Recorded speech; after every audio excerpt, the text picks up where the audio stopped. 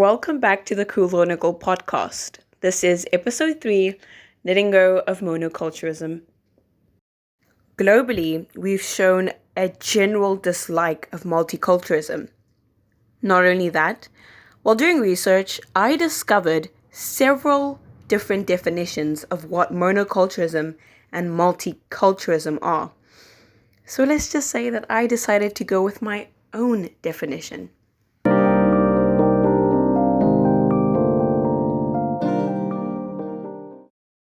Historically, we can see that what monoculturism has mainly led to is individualism. People have been categorized into races, separated into countries, and even more been divided into continents. To me, multiculturalism defines our global diversity and how we can coexist by embracing each of our cultures. There seems to be a lot of complexity in coexisting within this world. We, as diverse cultures, have different belief systems, and I completely respect that. However, campaigns of cultural appropriation over the years have shown me that we struggle to coexist peacefully. And it also made me question whether gatekeeping my own culture was okay. I think it's safe to say that I can have this opinion because my ethnicity is, for one, very complicated. Other than identifying as a young African woman, I'm grateful to have been raised in a manner that exposed me to different cultures and races of people. Now, my formulated opinion comes from those experiences and also enables me to respect people. Now, why exactly can't we all do it? When I look at monoculturism, I mainly look at the past, and the past of society is based on wars, racism, and complete division. Now, politically, multiculturalism is very complex. It's not even worth getting into, and mainly because it's not the point that I'm making today. What multiculturalism does do is destroy individualism. Now, when I look at both monoculturism and multiculturalism, I consider their disadvantages and advantages, but what I'm mainly looking at is how they are both beneficial to society. And my opinion is based on the middle ground, not what's right or what's wrong, just what is. I feel like the main problem is division in society and our inability to be acceptive of each other.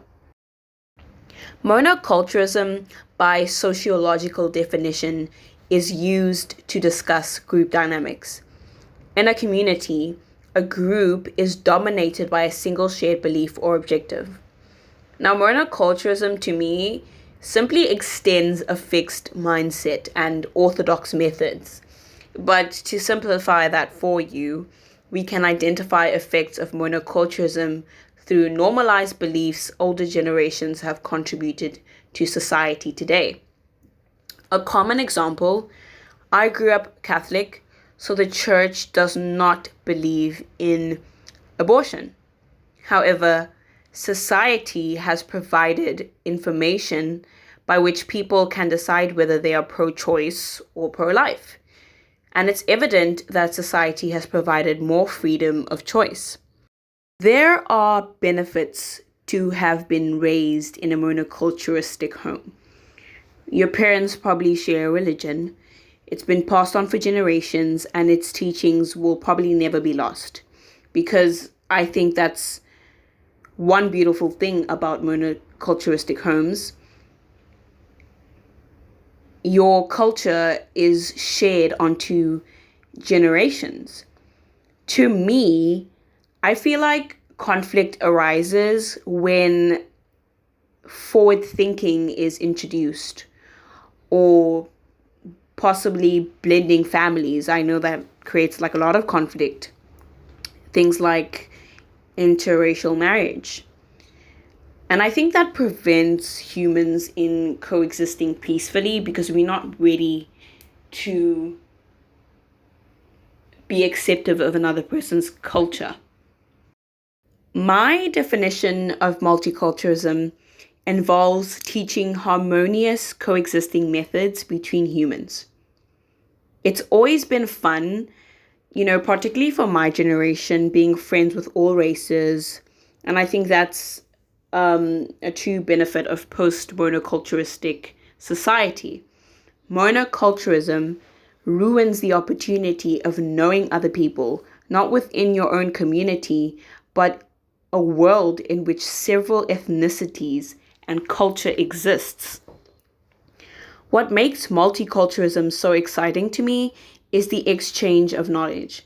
Ways of life and friendship is gained by being a global community who shows love and appreciation for each other.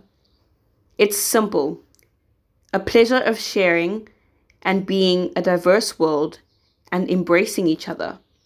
Sharing, a simple concept, literally one of my first lessons as a toddler. A simple concept it is, but how much of ourselves are we willing to share in order to change this world? Sharing is, in fact, caring. Do not gatekeep your culture. Many cultures fight oppression to this day, and they have hopes and dreams to be embraced globally. There are so many opinions on different races, but once we get to experience the race itself and their cultural ways, we can begin to understand their way of living. What I'm saying is, however different we are all a part of the same thing. But it is also insane when we begin to recognize the similarities that we share. I am so for learning new languages, different ways of cooking, and exchanging knowledge with different cultures. But I think it's important to teach myself and others the bare minimum of what it means to be human.